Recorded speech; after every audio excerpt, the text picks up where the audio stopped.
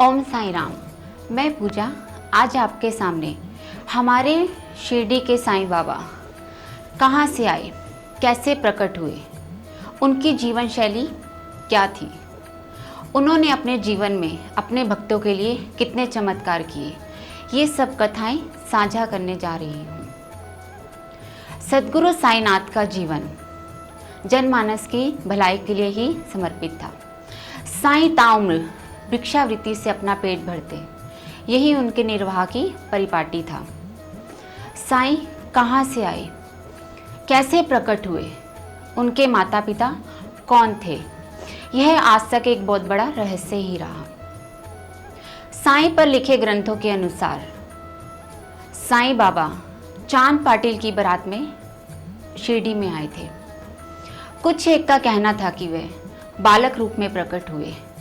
उन दिनों शिरडी में बहुत तेज तूफान था।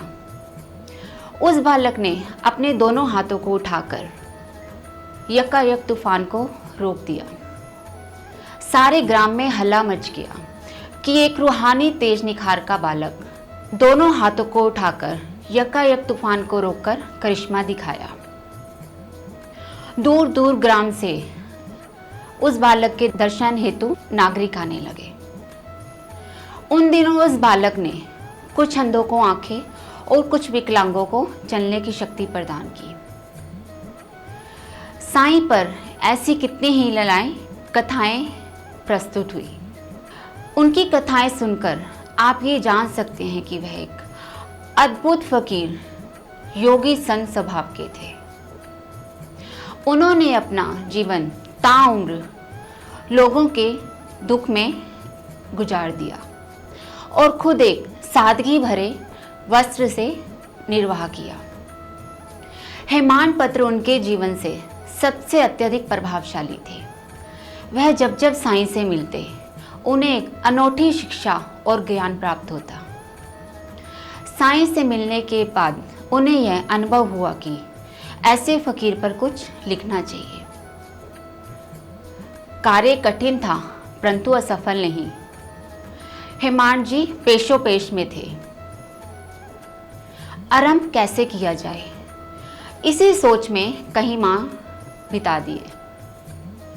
हेमान पंत जी ने सोचा कि क्यों ना इसका उत्तर साईं बाबा जी से ही लिया जाए, क्योंकि उन्हें अपने मन में उठ रहे ज्वार भाटे को भी तो शांत करना था।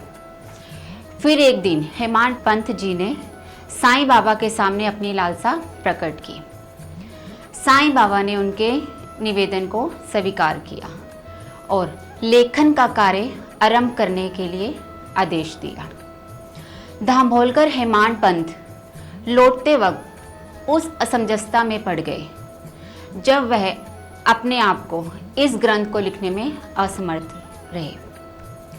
वह इसी उलझन में थे कि हे साईनाथ, हे ईश्वर, क्या मैं इतना सुपात्र हूँ कि इतने महान संत योगी के जीवन के विषय के बारे में लिखने में कहीं मेरा परिहास ना हो जाए, क्योंकि मुझसे भी पहले उनके कितने ही प्रिय भक्तों ने यह कार्य करना चाहा। तब उन्हें उन्हीं के एक रघुनाथ तेंदुलकर की कुछ कहानी याद आई। कभी वह सोचते कि मैं एक असंत मनुष्य भला इतने संत योगी का विवेचन कैसे कर सकता हूँ। फिर उन्होंने सोचा कि क्यों ना अपनी प्रवृत्ति मैं संत के तरह बना लूँ, ताकि साईनाथ की विवेचना का भली भांति उल्लेख कर सकूँ।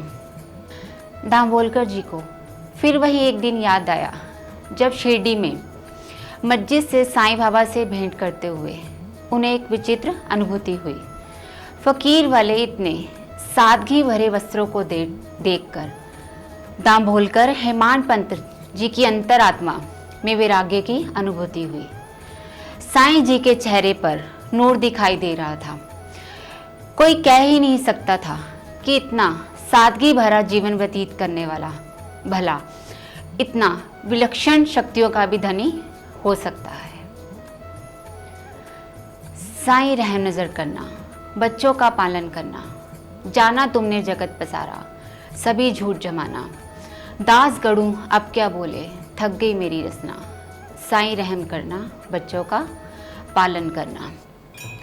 ओम श्री अनंत कोटि ब्राह्मण नायक राजाधिराज योगी राज परब्रह्मा श्री सच्चिदानंद सतगुरु साईनाथ महाराज की जय।